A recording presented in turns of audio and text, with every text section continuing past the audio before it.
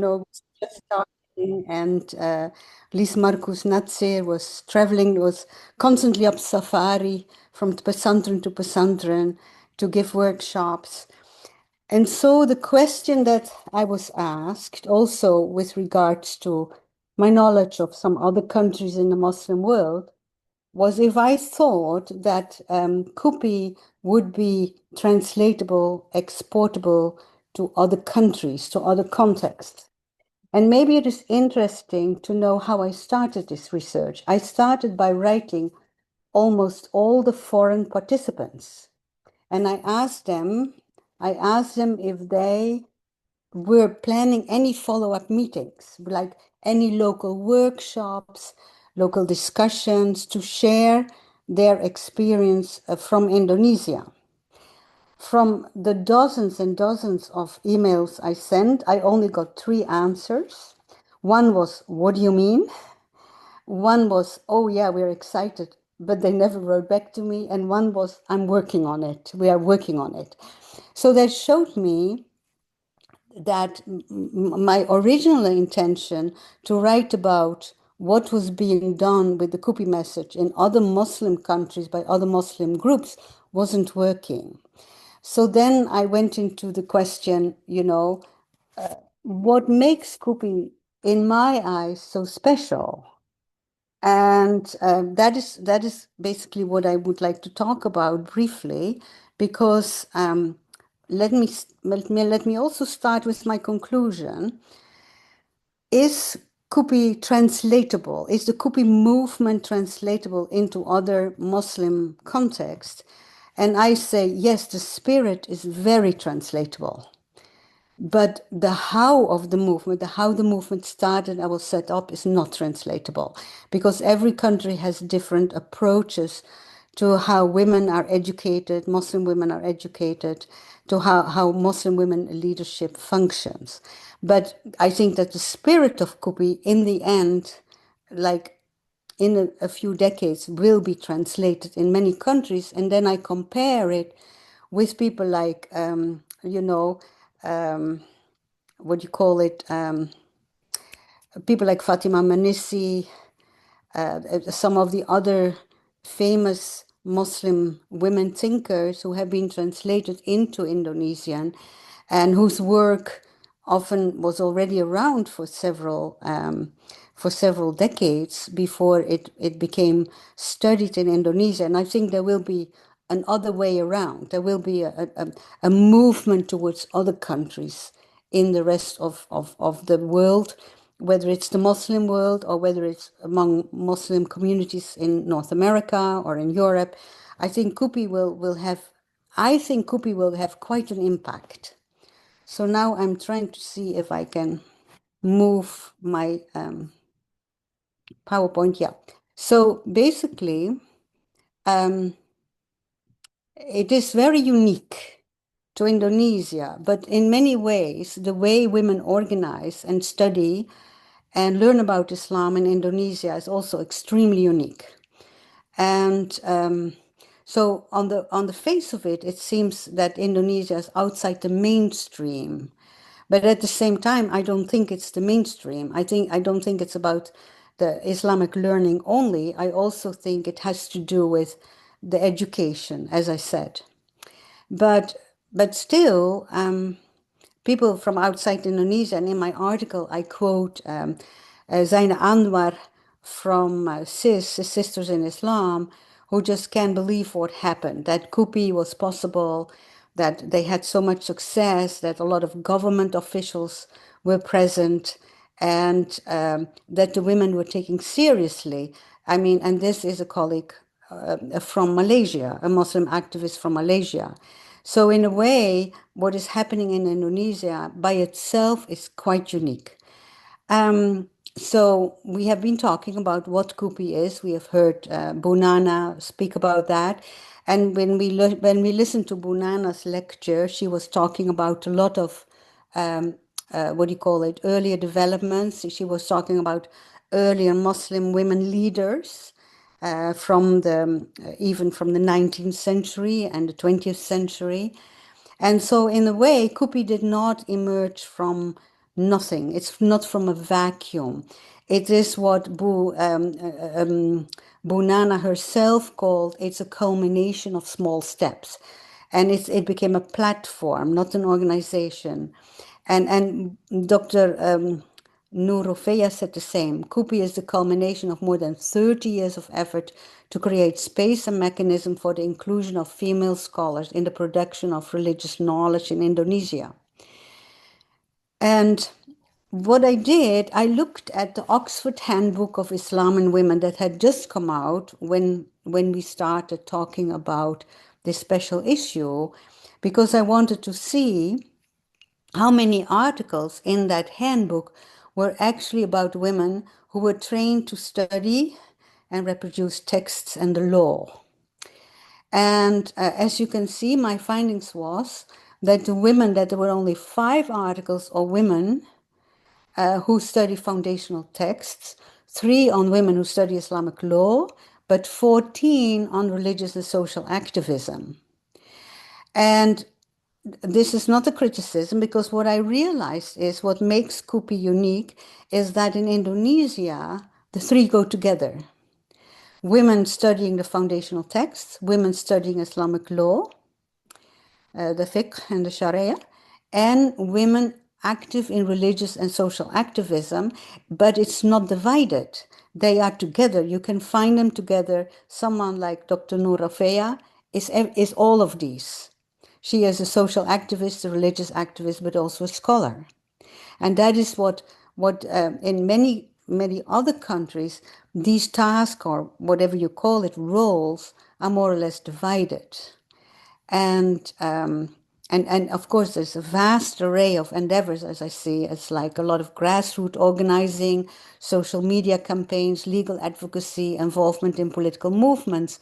Well, CUPI builds on that. If we think about the early Muslim women's organization, like Aishia, Muslimat and again, Bunana mentioned those in her talk. And so I'm just going to skip this, because I was thinking, that there's a lot of individual women, like I just mentioned, Amina Wadud, but Asma Barlas, Rifat Hassan, all these women have been working on groundbreaking studies, but they were mostly singular and alone, and not really having the capacity to create a movement, although they had influence. For example, one of the big results of Fatima Mernissi's work was the change of the Mudawana, the Moroccan family code in 2004. A lot of the things that Dr. Fatima Mernissi wrote about have been applied to the family code in Morocco, and it has been revised since 2004.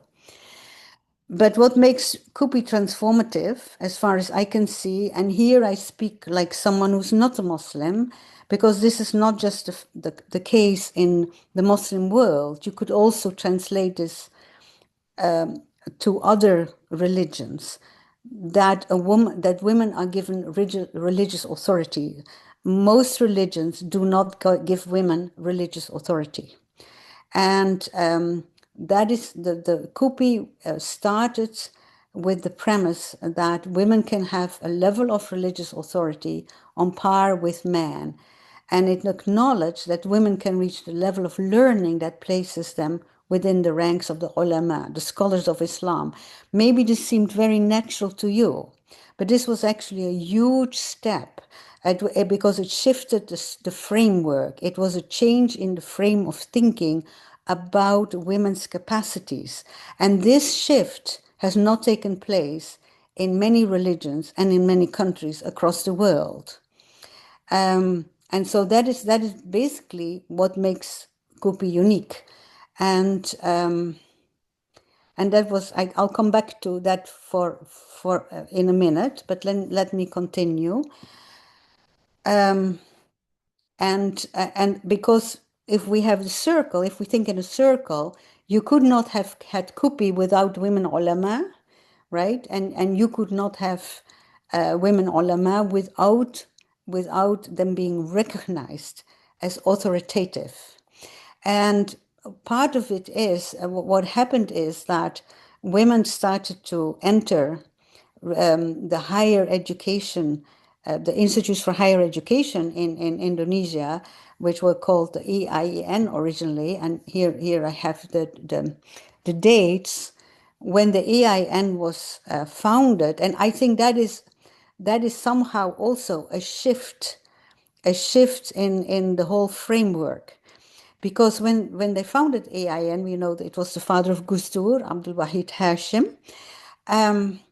The committee that was in charge did not specify that women were not allowed to study in these institutes of higher learning. And I think then some of them told women, you can go and actually register, and they cannot stop you, because nowhere in the foundational documents it says that women are not allowed. And so that was the beginning of women slowly becoming, part of the educational system in Indonesia. Then, of course, you had CEDAW, that was ratified in Indonesia in 1984, but I think really became part of the consciousness in the 1990s, when people really started to talk about it. I might have missed it. I was not in Indonesia the 80s, but I remember when I was in Indonesia during the 1990s, everybody was mentioning CEDAW, and then of course the Beijing conference and the Cairo conference. And we saw that they started to launch the institutes for women's studies, the institutes for gender studies. But at the same time, as Dr. Noura Fia said, despite years of activism on the ground and an increasing number of female religious scholars and preachers, Indonesian religious institutions and spaces remain dominated by men. And so this made the Kupi leaders ask the question, how can we reshape Muslim norms on gender and family relations through an approach towards the Quran that is grounded in the lived realities and the Quranic trajectories towards real and actual justice, or what Bu Nurofia calls haqiqi justice. Now, prior to this, in the 1980s, and then followed by the 1990s, I mentioned P3M were the NGOs founded by and launched by the Nahdlatul Ulama. I think those are very important in creating the frame of thinking that we are seeing today in Indonesia, and that made Kupi also possible. For example, all these NGOs, these non-governmental organizations, had as goal to create community development that could transform the traditional educational models and train future leaders of social change. And this is where P3M came into being, and a lot of the current Kupi leaders were somehow connected to some of these institutions, or when they are from a later generation, they, for example, were connected to the Fatayat NU that started to apply some of the learnings from these early projects. And then, of course, we have the three parts of Kupi that the foundational supporters of Kupi, Rahima, Alimat, and Fahmina. And again, what I found very interesting is when I saw a special issue of the Gatra magazine that no longer exists, I understand, and I think it was from Ramadan 2022. It had all these portraits of female ulama or female Muslim leaders, as several of you are in there, right? Bunina is in there, and I don't know who else is on the screen. I can only see a few people, but the thing is that when you looked at these bios, you suddenly could see how everybody had been active in some of these foundational groups, or been active somehow in other groups. For example, Bu Maria Ulfa Ansor, she was very active. She was the national chair of the Fatayat, and then she was active in other groups like Rahima, and from there she became a politician for a while and was in charge of committee for child protection. I can't remember all the terms, but you see that things overlap, that people overlap in their activities, and that they learn, that they have picked up skills and opinions in different places. And I think that is what has made Kupi so unique, because you have all these people who are actually highly trained in both activity, communal activism, organizational skills, and at the same time, they're deeply learned because of the Pesantren. They're deeply learned in the Holy Scriptures, and they have often pursued further education in an Islamic university, and that is what makes them unique. It is not divided like in most other countries. You find these skills embodied in one person. Many skills are embodied in one person when you look at the Kupi movement. And then the other thing is that the women from the beginning always were ready and very strategic in working with the man. And for example, Nia Badria Fayumi told me how they had gone to very influential male leaders, and I'm just mentioning two of them, the Minister of Religion at that time and Vice President Yusuf Kala at that time, to tell them, to explain to them in a very simple way what Kupi actually wanted, because they realized the only way to make this a success is to get the man on board, but not just that. We have to really explain from the bottom up, and that is often a step people forget. Either people assume these men pay enough attention to know, they forget they might not pay attention at all, or they just kind of assume, oh, this is so. This speaks for itself. Of course, the men are on board, and I think this is also something that is unique for Indonesia. This constantly working together on many levels, because that is also very often missing in many social activism movements. And then we have, of course, the hermeneutical principles. I will not stay, because I think, was it Bunina Nurmela who explained those, but those also make Kupi very, very special, and became the foundation of the so-called fatwas or non-fatwas that Kupi has been issuing. And then the first fatwa basically was also in support of female religious leaders in advocating for gender justice and addressing issues such as child marriage, sexual violence, and environmental protection. So to me, what is also very important is this total package.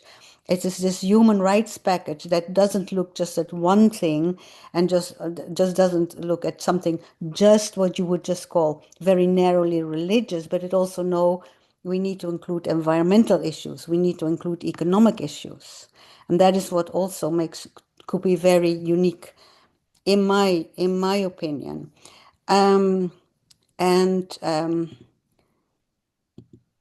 Oh, that's it. So I think I made it in my 15 minutes, I hope.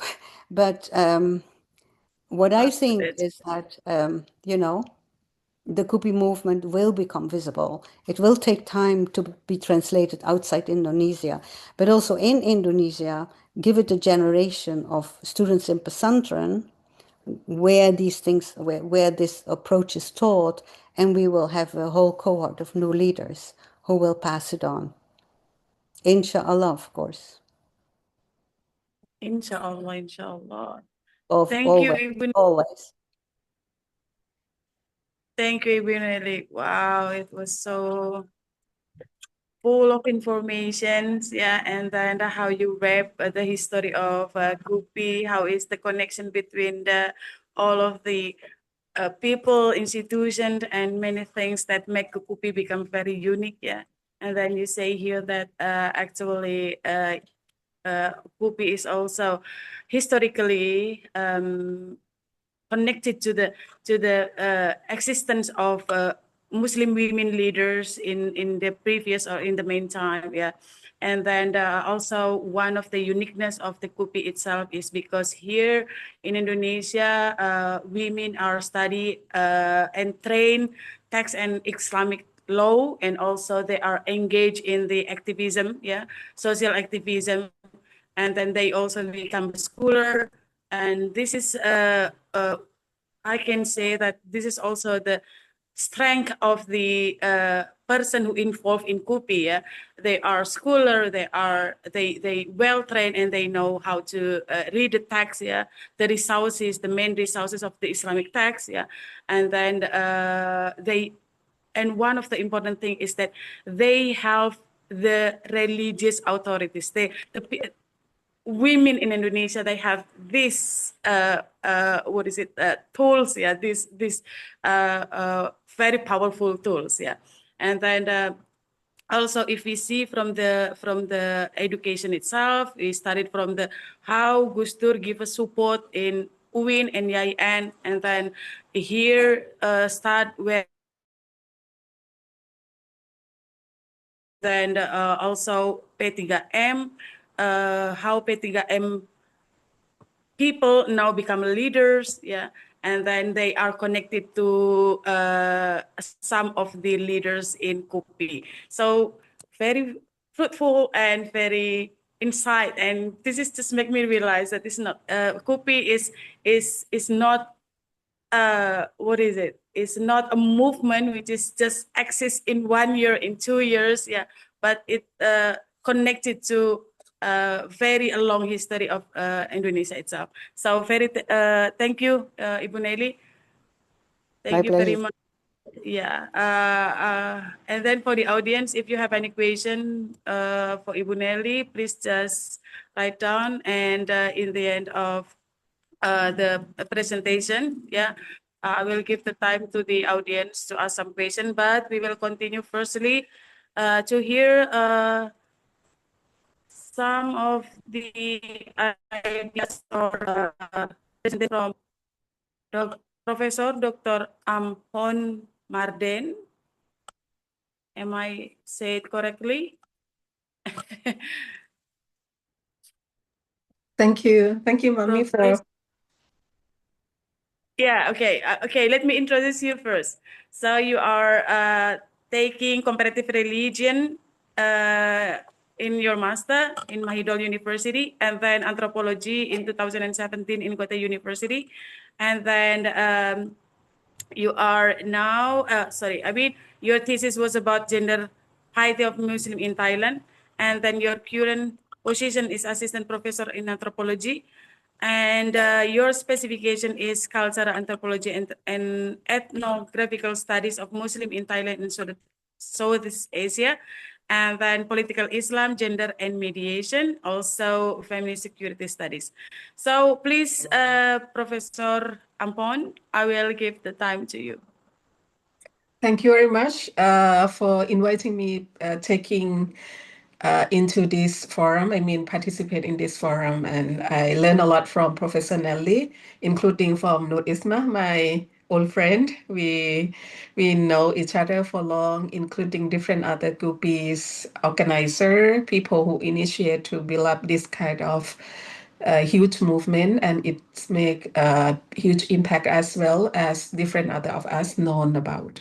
So I was informed not so many days before, but I still have an idea to share, and probably I have to trace back to the history when many friends from, not many, of course, friends from Thailand, including me myself, involved in this KUPI movement. And also probably I could trace a bit back to the issues of gender equality from the experience of people and friends who involved in this program before KUPI initiated in 2017, or before that, when the committee attempt to bring many of us to meet in Cirebon in 2017.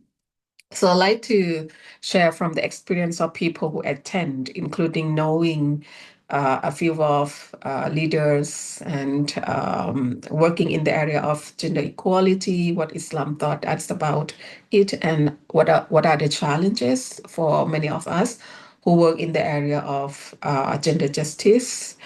And question on the effect of the image, the impact of Kupi, the impact of Kupi in Thailand. I think many of Muslim in Thailand who attend Kupi, both in 2017 and 2022, do not know much about what is Kupi is. We do not have much connection, I mean, in terms of learning from the methodology, including the knowledge, as well as the experience of those who already mentioned by Professor Nelly.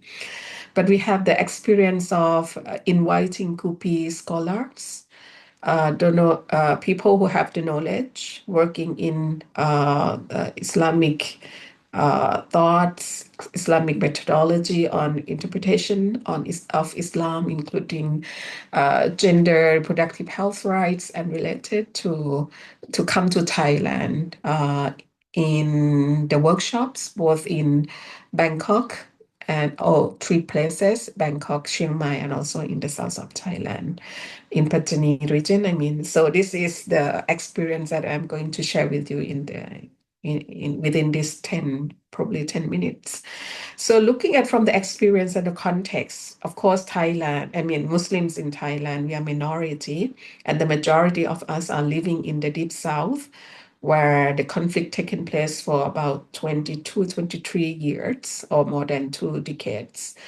I mean, for these webs, and people who are living in that area, majority of them are the Malay Muslim who speak the Malay dialect, and the texts that people apply and learn from Kitab Kuning, including Kitab Jawi, and the religious leaders probably are people who graduate in the region and also got the degree from Al-Azhar University, from the Middle East, from Medina, and a few from Malaysia and Indonesia. While the influence of gender in Islam is not that huge compared to, I mean, huge impact compared to different other perspectives. For example, Maqasid Sharia, they talk a lot about Maqasid Sharia when there are scholars from the US, from Southeast Asian, who come to Sheikhul Islam office and visit as the visiting professor or the guest of the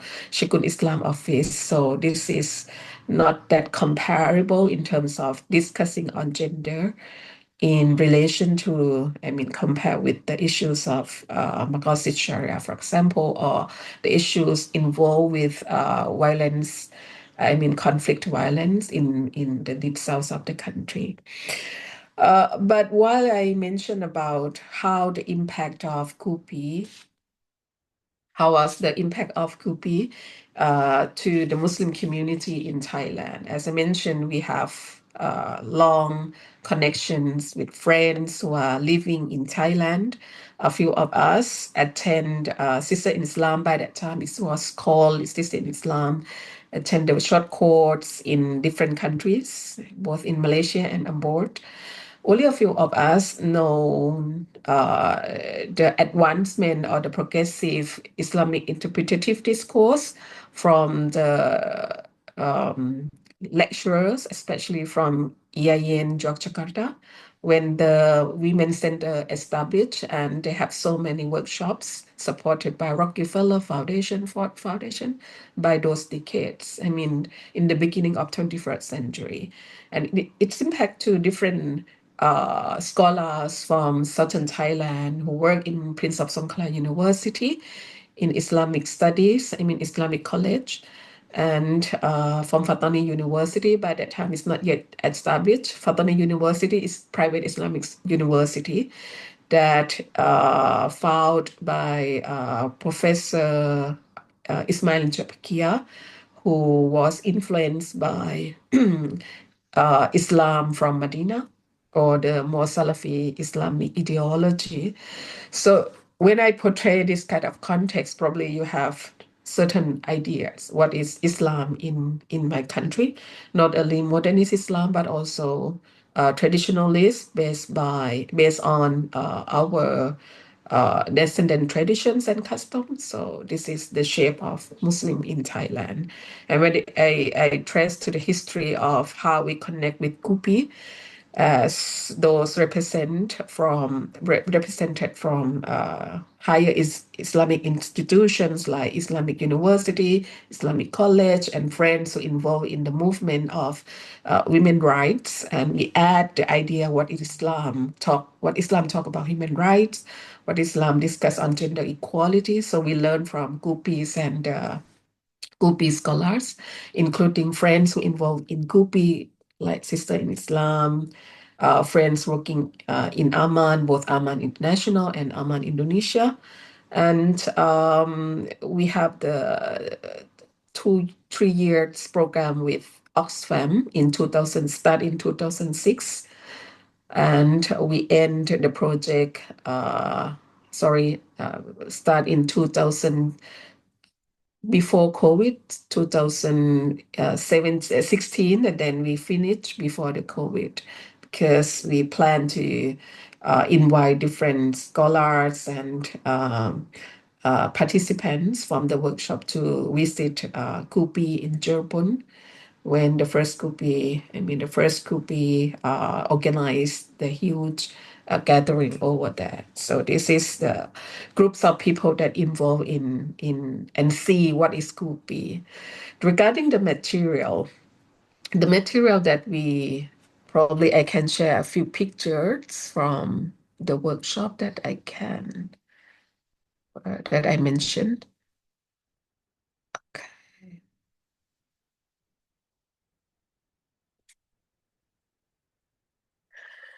This is the picture.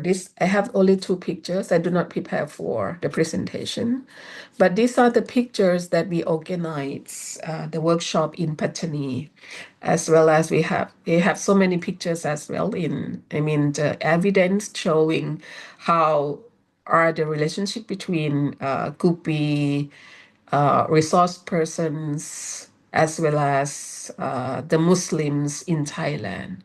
Because we cannot bring all the Muslims community leaders from different aspects to attend, but we highlight from the project supported by Oxfam and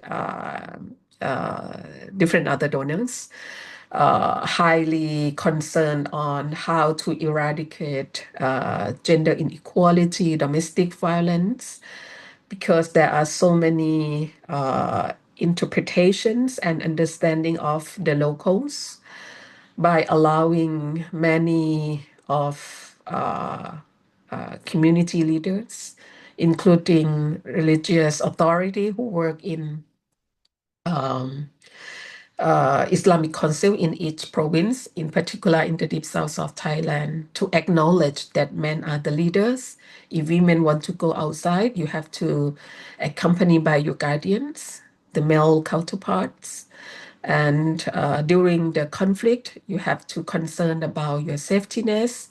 You should not be able to mingle or associate or participate in public forum when male and female are in the same place. So gender segregation is very highly concerned from the locals, especially in Pattani region. And the ideas from abroad, even Kupi, Sister in Islam. So, the image of Sister in Islam is quite more related with feminist movement, and it's hard to be accepted by many of male scholars or authorities who work in Islamic Council in each province, especially in the south, to accept representative from Sister Islam. Sorry to say so, but it is the reality, to see how it is impact.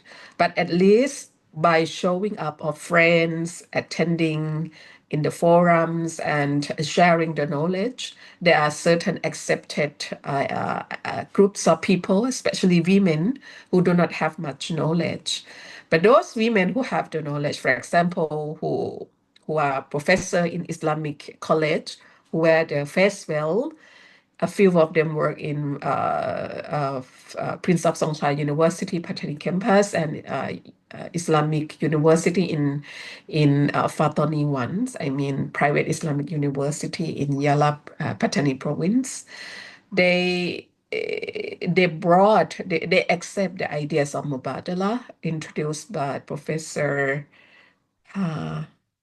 Fakihuddin, right, and Dr. Nur Rafia on Hakia and different other related methodologies. But this is I have to highlight this is only a few of them would like to learn new ideas, new methods. Like talking about Maqasid Sharia, of course, only those who study in the Middle East or have the degree in Islamic studies know about what is Maqasid Sharia. And then they try to translate into Thai, publish in a book. But why Mubadala? They bring the books back and they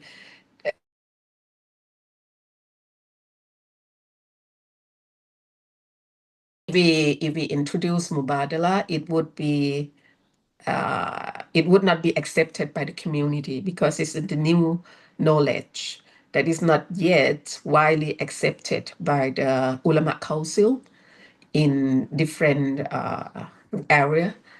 And when Mumbadala attached to the concept of gender justice in Islam, so it's still another stage that we have to wait for certain years to talk about gender in Islam. And it's hardly to say what is feminist in Islam, how many camps that we can accept. So this is the dilemma for many of those who attend the workshops 3 times. But at the same time, they feel like, oh, if we get more knowledge, if we have more chance to dialogue, including learn the ideas and apply those kind of understanding, including attend different congregations, probably we would have at least knowledge and when we bring those accompany those or invited those scholars who have authority in hands, probably we can see the change in Thailand. So this is the reflections from those who attend the meeting. In when I talk about the workshop conference that organized in Bangkok, in Chiang Mai, in the north, and also in the south, the leadership is there because the leadership of women is already there, whether they are the leaders in community level or they are the leaders as the women scholars teaching in Islamic college, and they have different other assignments, association, then when they already affiliated. So as we had evaluation after the workshops, after the project for 6 years with Oxfam, and we learned that women who attend, including the men, welcome the concepts introduced by Kupi ulamas. I mean, the team, not only Professor Fakihuddin, Dr. Nur Rafia, we have Dr. Nina and different others who appear in the pictures. I think you can see many of them who come from Indonesia and also Malaysia. Even now, CIS has to change the organization's name into CIS Forum, not CIS and Islam anymore because of the politics inside of the country when this group challenging the norms and authority of those who interpret and talk about Islam.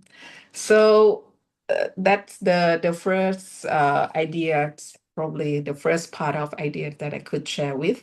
The second part is talking about gender feminist in Islam, or the interrogations or the question of the mechanism of Islamic law that used in the customary practice, including in the secular law, like when I say this is a secular law, which means that, sorry, when I said that the customary law and the Islamic family law in southern Thailand. I have to emphasize that we do not apply Sharia law, but the concept of Sharia is there.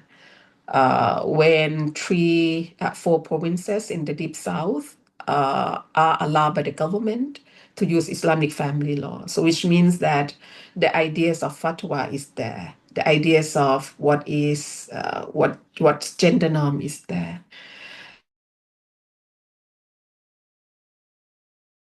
Had chance to work in the field in Bangkok with Professor Eti and her team. We didn't have chance to visit, or I mean, revisit the area of Kupi's, the friends who attend Kupi from the south. But we will revisit Sheikhul Islam office. We met with Dr. Abdullah Numsuk, and we met the new women who do not attend Kupi and asked the ideas of gender justice and women who has capacity to make fatwa. So majority of the interviewees who graduate from Al-Azhar University live in Bangkok, are the heads of Islamic school. I mean, the Pesantren sounds like that, or Pondok in Islamic in Bangkok area and outskirt of Bangkok. They have potential to say that women are allowed to make fatwa. So it brings me to go back to the history when the first Kubi in Cirebon feel reluctant to use the term, and use the term fatwa would be made by those women ulama, right? But probably you have so many papers and evidence to emphasize whether the fatwa is existing. I mean, in terms of the influence of the movement, and when you want to make it more concrete and announce to public arena to assure that this is the evidence showing the women has authority to interpret Islam from the perspective of people who have the knowledge as well, including people who has the experience, and we count that experience as knowledge from women or from men. So by that chance, we found the numbers of women in Bangkok reflect the methodology of Gupi, I mean, introduced by Gupi ulama, especially Mubadala, authority to interpret, without mention about Gupi, but the essence, the characteristic of gender norms, gender equality is there. So I think Gupi has the impact to be acknowledged in Thai society, especially in Muslim community. But at the same time, the spirit of Gupi mentioning about women has authority to make fatwa is there without mentioning Gupi. So I think that's the picture that I could share with you all. So the question and reflections are welcome. Thank you. Okay, thank you very much, Professor Medan. So yeah, it's very interesting to know that actually you also in Thailand have the spirit of Kupi, yeah. But I also underline some of the from your presentation, yeah. Do you think that yeah, but I will ask this question after I give the time to the audience here. If you want to make any question, do you have any question for Professor Nelly and also Madden here? If not, then okay. Hello. Is there any question from the audience?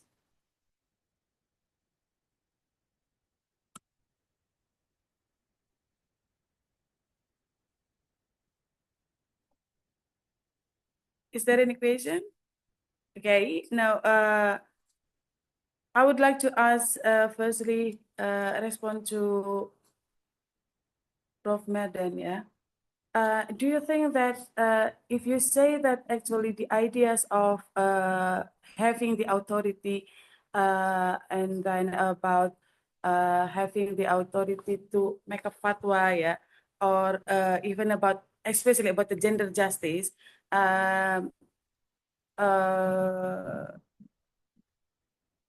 the religious leaders, do they also transfer this idea to the people in your in Thailand, or they just have this idea for themselves?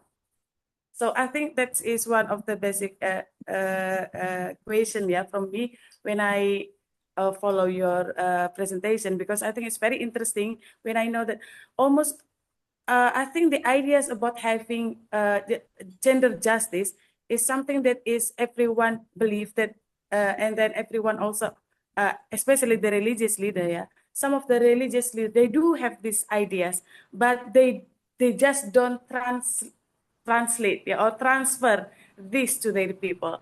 So what do you think about this? Yeah, In your yeah, thank you. Um, People accept when they attend the forums and when they participate in Kupi. 2017, we have LGBT Muslim from the north of Thailand attend one of them, and two from the south who are uh, scholars in media, and another one from CSO working for legal system, and I myself attend as well. So the reflections are very interesting to say that, okay, even the gay Muslim, he represent, I mean, he identified himself as a gay. And this is the women forum, but I was like, he said that I was very warm, I feel warm, and I was welcomed by the community over there. So that's the reflection from the gay Muslim. The second round of Kupi, 4 women attend, including me, as well as 1 man who participate in the workshop, as well as, I mean, Oxfam support workshop on gender equality, domestic violence, eradication, things like that. And he felt like, no, I cannot translate the experience and knowledge back to my community because they are selling. I yeah, have the authority as the committee, as the secretary of the Islamic Council in Nurjati province, for example. But yeah, I could not be able to propose this in the yeah, meeting and saying that, hello, this is the concept that widely accepted in Indonesia. There are many ulama attend because we have, from his perspective, he said that we have so many issues when you talk about gender in Islam, what is the reference? So this is the perspective for male. But why women who attend both Kupi and workshop, they have yeah, more positive side of what is Kupi and what are the discourse and methodology and the concepts in Islam introduced by the team of Kupi. So I think that's the issues of authority as well. When you are in the position of certain committee in Islamic community, I mean, especially in Shikun Islam or Islamic Council in each province, you feel reluctant to make it clear and introduce in public forum. yeah, yeah. Mhm. And how do you say now, in your situation now, how many, just to mention, yeah, how many percentage are they in the forum? Yeah, for example, when you attend a forum, how many people are they who are having the same ideas with you? I could not say how many percent, but I could say that almost of women who attend the forum, especially from Yeah, grassroots community, they yeah, are women who work in the community as the village health volunteer. They lost their husband, they fight for their own rights, so yeah, they would like to attend more. But the level and capacity to understand within 1 week workshop or 5 days workshop, they could not achieve. So we have to decide different groups of people who learn from different curriculum, from different module. yeah, But in the spirit of learning, eager to learn, eager to understand, and eager to bring the knowledge back to homes. There are a lot. So or I can say most of them, almost of them. But Yeah. when the men attend, they have different other experience and reflections. Yeah. Okay, got it. Yeah. So yeah, I got the point of this. Okay, so there is a question from Rosida. Yeah, here I will just try to read the question. What you said remind me of what happened in Aceh. It is quite similar. The knowledge is just for them and to implement in the society. Yeah. Yeah. Okay. So there is a comment about your presentation. And Ibu Nur Isma, can you just say it directly here? Just open your mic. All Okay. right. Yeah. Thank you. Thank you, Prof. Nalin, and also Prof. Ampon for your insightful presentation. I'm so happy to hear your research for Prof. Nelly and also your experience, from Prof. Ampon, regarding how the women leaders, especially in Southeast Asia or in Thailand, have learned about Kupi, and also they actually have their religious authority, right? And I have one question regarding how Kupi can move from like national movement into transnational movement that might become the platform for other Muslim women leaders in South Asia or in other Muslim societies to be engaged in such movement. So my question is, how can Kupi become a transnational movement, and what does Kupi need to do to be that transnational movement?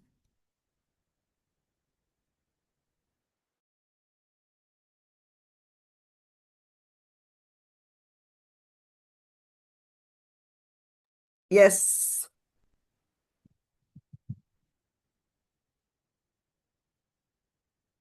Okay, I could start then.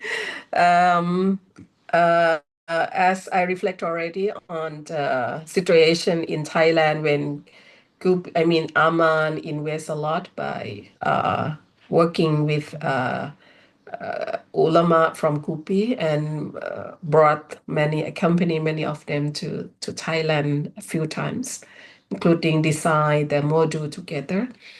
I think making Gupi or encourage or support Gupi as the transnational movement, it has to go naturally by itself. We know about the WPS, right? Women, Peace and Security Agenda on 1325. It is very internationalized and it's impactful in different countries. And we still talk about reform or how many versions that you have, how to contextualize. I think to make transnational movement, we need to contextual. We need to concern about contextual analysis, and we have to do, for example, the research at least to understand the context of each society and who are the crucial people apart from the researcher and people who eager to change their society, including the ideas of people on, the community member on gender equality, gender injustice, justice. But you have to work with the level of people who have authority.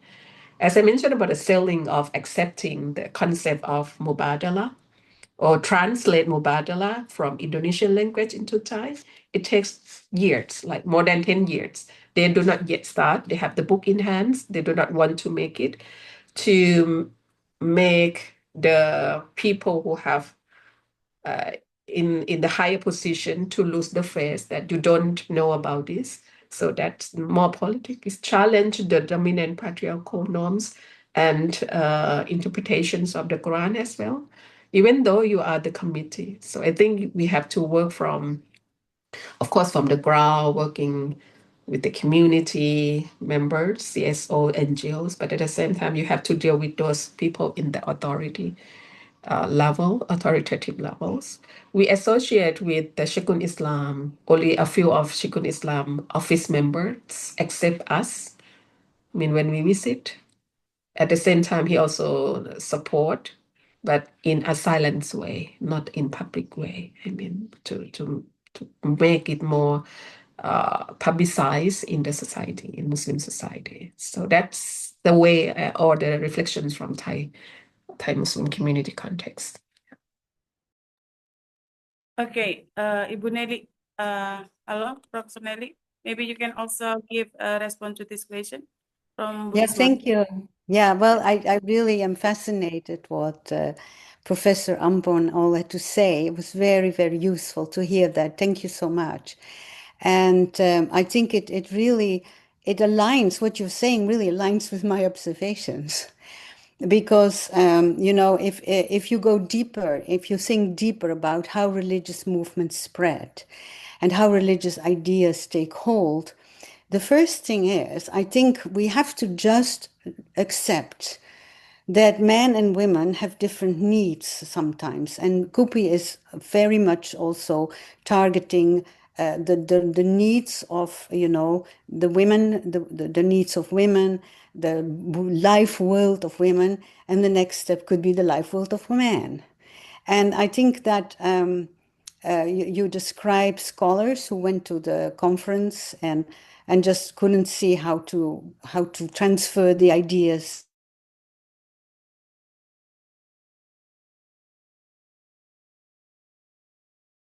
I think that that is something almost normal, you know. So in a way, you almost have to decide, okay, this is a movement for women by women with the help of men. And then maybe the next step can be that the men decide how they create a movement if they want to. And then for each level, there's a contextualization. And at many levels, they come together. I mean, at many levels, the religious ideas will come together, but there will also always be parts. And I'm just thinking about my own environment, right? You have religious text studies by women for women only, where there are no men involved, because women don't feel, let's say, free to discuss their needs, their special circumstances. And you mentioned a lot of that, actually. You know, you talked about women who had become widowed, who had to take care of their community or their children. And so I think that is one thing that you cannot reach everybody. And then the contextualization, this is extremely important. And how do you contextualize? And I think there the Kupi leaders were very, very smart. They have learned in decades and decades of experience how to contextualize in Indonesia. But at the same time, so like you said yourself, you know, there's many levels in society. There are levels you will not reach. That is part of that is just the way society is. Not everybody will always agree. But at one point you get a tipping point where you get more and more people who learn about something. And once you learn something, you cannot unlearn it. And I think the tipping points will be reached earlier nowadays than they were 100 years ago, specifically because we have media. And that's what Kupi also tries to do. It tries to, you know, document everything that is being done, both in Indonesian and in English. It makes it available for free. Everybody can access it all over the world. And so that is part of the outreach. And then, like you also say, Professor Amborn, that at what point, you know, how do you then, what modules do you design? I think that is also very important, that you, for different levels, design different models. We do that in the educational system. We have elementary school, middle school, high school, university. Every level has its own speech, so to speak, its own discourse that we have to keep in mind. And I think also what is important is the Indonesian government figured out that it actually needs kopi. And that is why many of it's interesting to hear you say that in 2017 they still were not comfortable calling it fatwas, and then later they were maybe more comfortable. I don't know. I was not there. But the thing is that the government realized that there are problems. There are problems with, domestic violence. There are problems with child marriage. And especially when a government can translate certain trends in society into economic harm or economic benefits, it will act. And I think that is also what we see with KUPI. They managed to give them the religious foundation, but at the same time, the religious foundation for certain rules, for certain interpretation of certain opinions based on the Holy Scriptures, they can align with the political or the economic needs of the society. And I think that is also what we have seen in Indonesia, that, for example, a law against domestic violence, I mean the law that makes domestic violence punishable, the attempts to curtail child marriage, and so on and so on. And so in many ways there has to be, because you also mentioned the people in authority, right? The people in authority have to at one point accept or acknowledge we need this movement.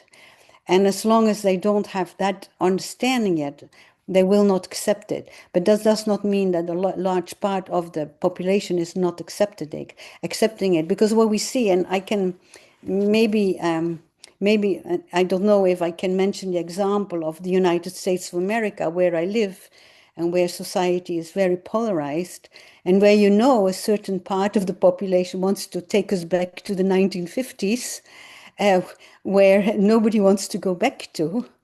But when you look around you, the reality has nothing to do with the 1950s. The reality is very much like in Indonesia, and I suppose in Thailand the same. Many women are heads of household. Many women earn the main income for their household. Many women are behind their children, encouraging the children to do further studies. In reality, the society moves at its own pace.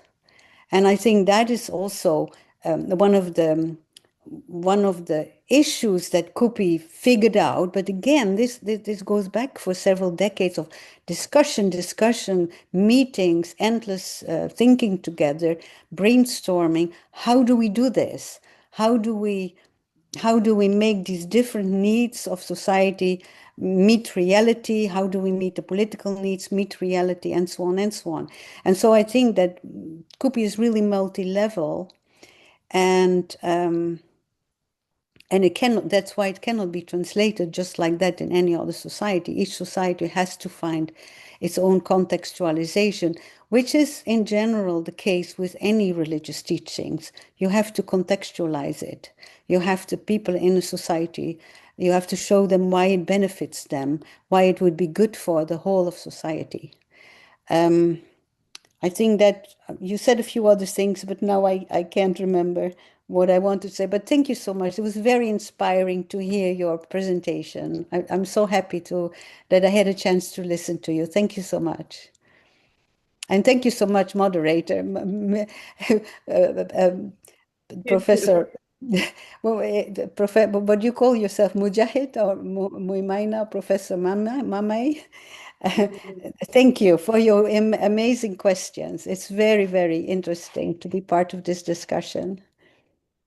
Me too. I'm very happy to be part of this forum. Yeah, thank you, Ibu Nelly. So basically, if we try to answer the question from Ibu Isma about how to make KUPI become a global movement, the most important thing is to answer the question of how to make the idea from KUPI become more contextual to every society, to every community.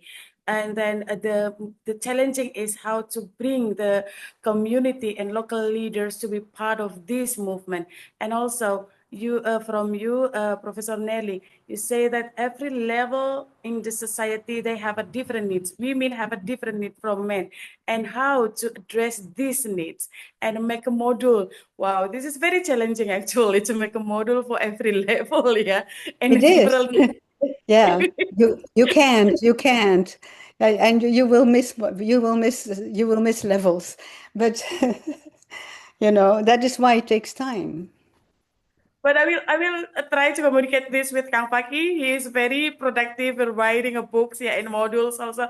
But to make a module even for the very small students, yeah, like in elementary, it's very challenging. But I think that's very possible if we work together with everyone, yeah. Here, I think this is very possible. How to bring the idea of gender equality, justice, and then we teach from the very early stage of education, yeah. So that's very good idea, Bu Nelly, but also challenging. Okay, Bu Isma, sorry, Bu Isma, are you here? So as a part of the KUPI committee, what do you think about this, Bu Isma? The idea from Ibu Professor Nelly about making a module for different level of society. Yeah, I'm the one who asking the question. So thank you, Prof. Nelly, and also Prof. Ampon for your insight. Okay, and then we also have one question here from the yeah, from the audience here. The first is from Ibu Kurniasih here. Okay. Many Islamic feminist thinkers reinterpret gender versus using textual and historical approach. Okay. And then, wait a minute, sorry. Okay. In your article, Kupi adds the principle of ma'ruf, mubadalah, and also al-adalah hakiki. How do you view the methodological uniqueness of Kupi compared to the feminist hermeneutic developed in the Arab and Western world? So I think this question is also for both of the speaker, yeah, Prof. Nelly and also Prof. Waden. So I will give the time to, wait a minute. I will give the time to Professor Ampon first, and then followed by Professor Nelly to answer the question, how do you view the methodological uniqueness of Kumpi compared to feminist hermeneutic developed in the Arab and Western? Please. Apologies, probably I do not have not much knowledge on that, but from observations that I attempt to review and understand how to apply or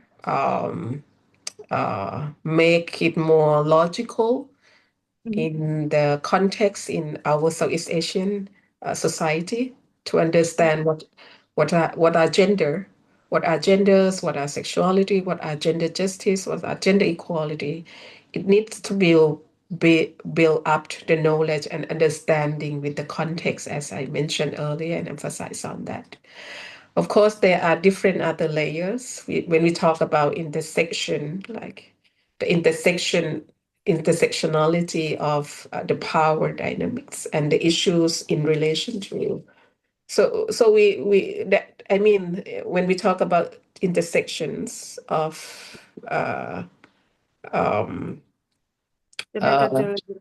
yeah, the intersection of not only methodology, the intersection of understanding what is gender in Islam, what is gender in as the value of the global norms in this century, or starting since 2 centuries ago. I mean, 200 years ago. What does it mean? Whether it's applicable and makes sense in our Muslim society, or even when we accept it in our society, we also have different context, like the context of Islam in Southeast Asia, it cannot be applied in one conceptual framework. You have to think about whether the Muslim there are minority, majority, what is the ideas of gender from the locals, understanding how it is relevant to their daily situation and norms. So I think that's the ideas when we will the methodological uniqueness of Kupi, again, with the feminist hermeneutics developed in the Arab and Western world. Within the Western world, so I have to emphasize that Thailand never under the colonized at all. But of course, we are in the situation of intra-colonization by the central government. So we do not have much struggle with the colonial power. And the legacy is there, of course, in law and other cultures. When we talk about equality in terms of gender and feminist, it's something more welcome in general. But when it's attached to what is Islam talk about gender, so the community from myself, I mean Muslim community, feel reluctant because this is something outside of the box of Islam, something new from the Western country. It can be attached to the kafir ideology, so we have to make it a way for our children to understand and learn it. And when the Gupi apply the concept of gender equality without saying feminist at all, is still like in the stage of reluctant to accept the Gupi methodology. So I can say by that. But why friends in the Middle East or in Arab worlds, they have to struggle or face with different other challenges, for example, with the legacy of colonial power and orders.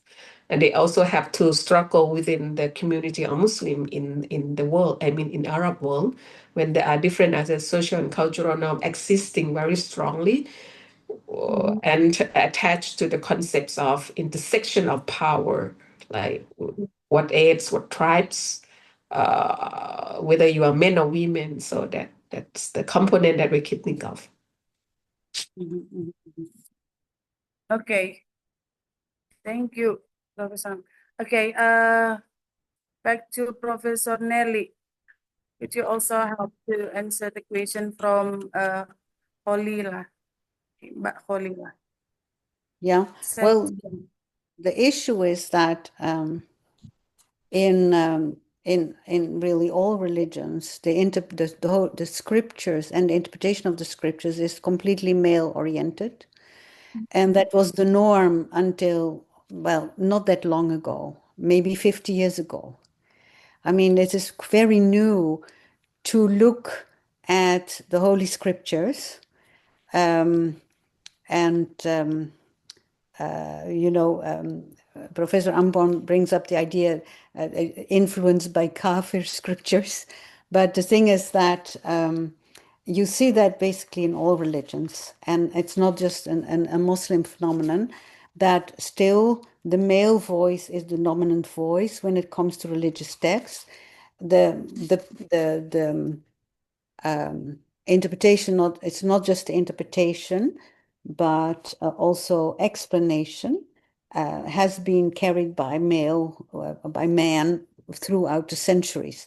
So for the first step to acknowledge that women can look at Holy Scriptures with a certain lens was a breakthrough in history. And I see the Kupi method as the next step and the next phase in that process.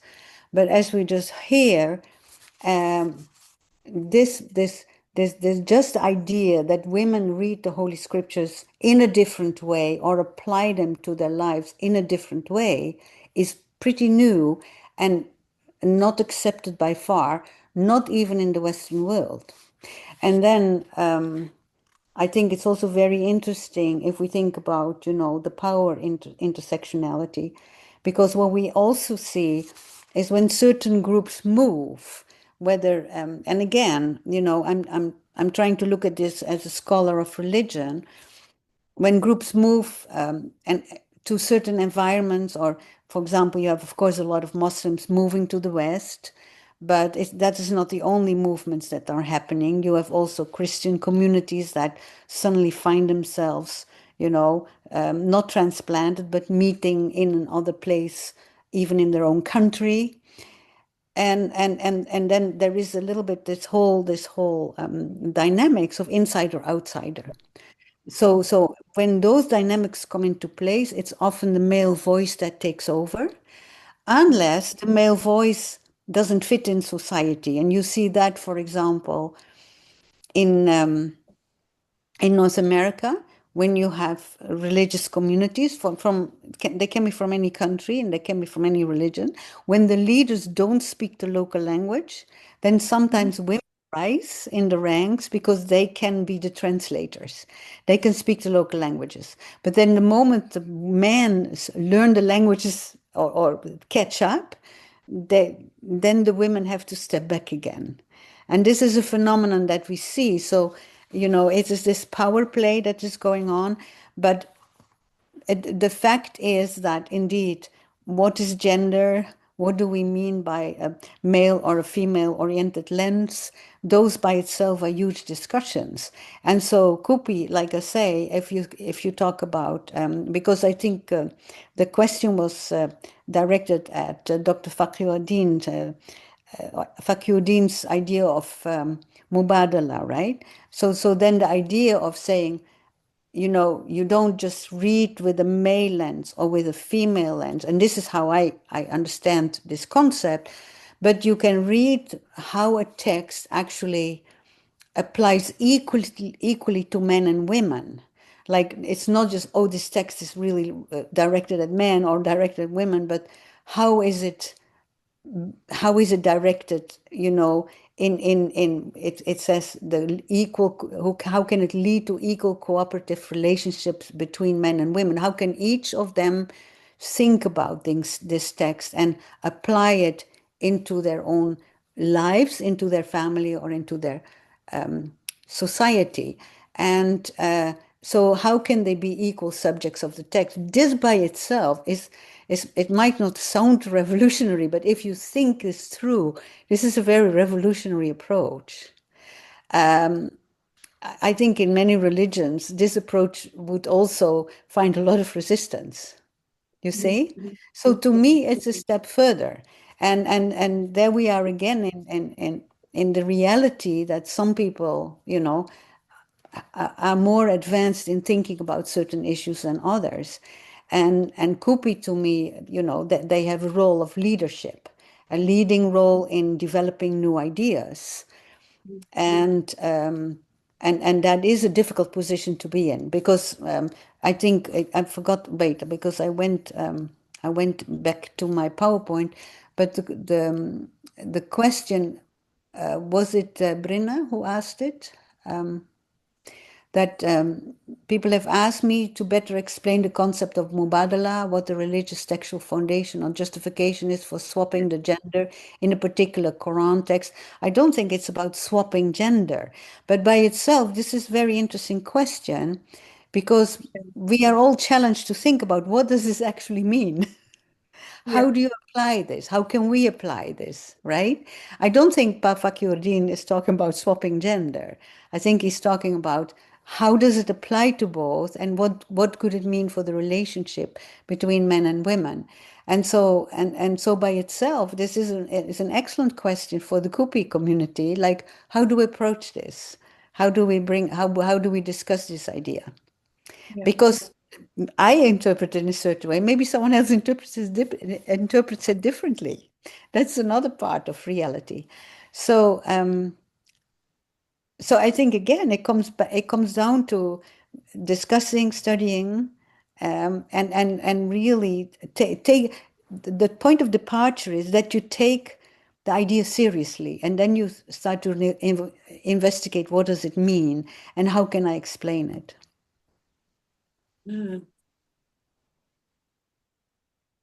So should be started with ourselves, with our how do we perceive the concept of Mubadala itself, and then we started from that. Is that what you mean? because you don't realize how revolutionary this idea is.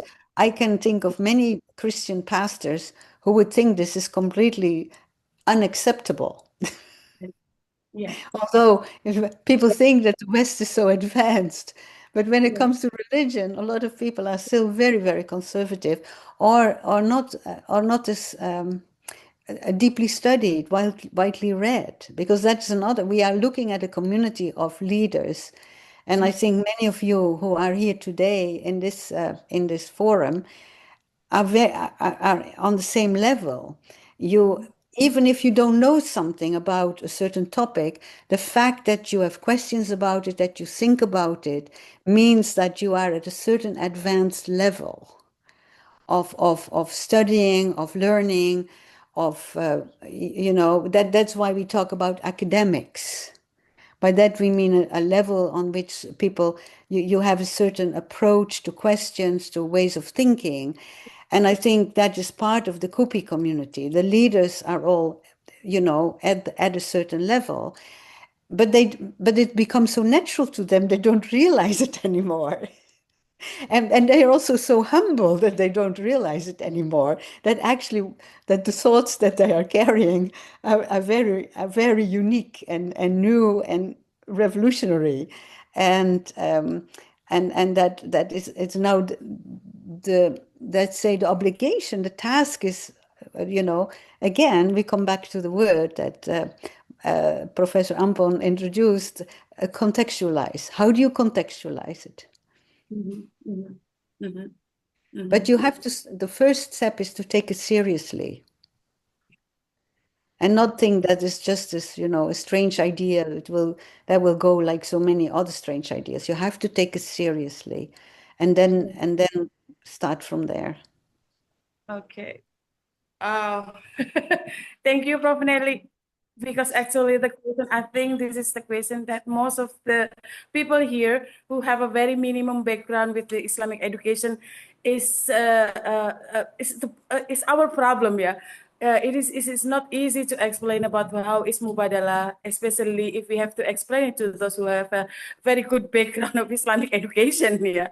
So yeah, good answer that we have to start it with ourselves. How do we perceive this idea, and then how is our experience, and then we start to explain and answer the question with our own perception of this. Yeah. So thank you, Prof. Nelly. And we still have one question. I hope you didn't mind to answer the last question from the audience here. Is that okay, Prof. Nelly and Prof. Medan? Sure. I can handle one more because for me it's late evening now. So you're starting your day. I'm ending it.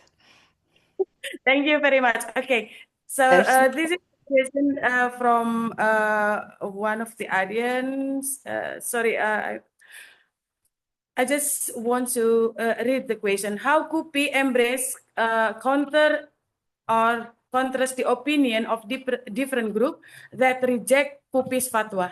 Yeah, if any. For example, it is like a fatwa about female genital mutilation in Indonesian Islamic Council (MUI), and the contrast with Kupi. Maybe it is quite challenging for Kupi to spread the ideas in the large spectrum like Southern Asia. Maybe in other country like Malaysia, maybe the condition is not like in Thailand. They said that Sister in Islam is deviant. For me, Sister in Islam has similarity like Kupi as Islamic woman movement. So what is your idea about this? Yeah, so that's the I question. think friends who raised the questions already answered by herself. Yeah, by saying that, take the case studies of Sister Islam, for example, it's not the deviant, but that label, it's like provide and make it from the authorities who have power over when you want to make things change in your life, or when you were challenging the norms that people have advantages or have authority in hand, you have to be ready to get something back, either positive or negative, and especially the negative or the problems that you have to deal in the future. I think this is normal in our life when we deal with the issues challenging the norms. Yeah. Yeah. Very Yeah, well. no, You, Prof. Yeah, Prof. Nelly. well, I mention in the article the example of a study done by Professor um, Eva Nissa is her name, right? Eva Nissa. Yeah. And in Australia, who teaches in Australia. And she does wonderful studies analyzing media. And basically, she observes that the Kupi media, or people talking about Kupi, teaching about Kupi, that reaches a much smaller audience than the people bringing simple ideas. Well, again, I observe that here as well, whether Yeah. it's Muslim ideas or non-Muslim ideas, religious ideas. The simple preachers catch the audiences because they bring things black and white, they bring ready-made solutions, they make people feel safe, Mm. and they, in a way, they take away people's agency for thinking for themselves.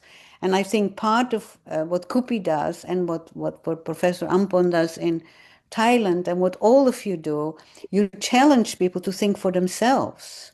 And I think that our religions, that our religions teach us to do that. We have free will. It is up to us how we, how we conceive of our relationship with the divine.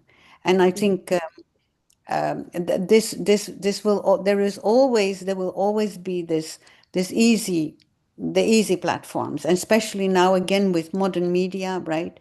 You have so many preachers who just give people this is right, this is wrong, and that's it. But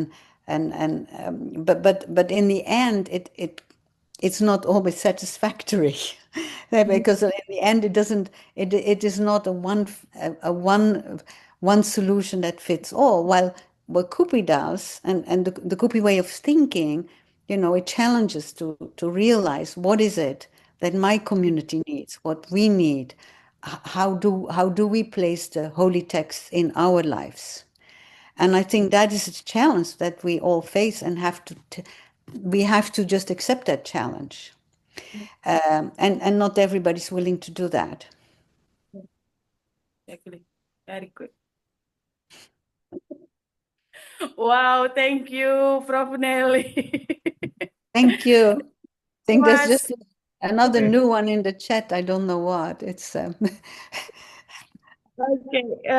But oh, it's yeah. just someone. Riska says thank you. Thank you, Riska, for joining us today. Thank you very much, Prof. Ampon, and also Prof. Nelly for joining us in our discussion for this session. Thank you. And also for the audience, Ibu Khalillah, Mukaromah, Brina, and also one, sorry, I forgot to write down your name for the last question. Yeah. So thank you very much. We will meet you again, I hope after this, yeah, in the next meeting, in the next session.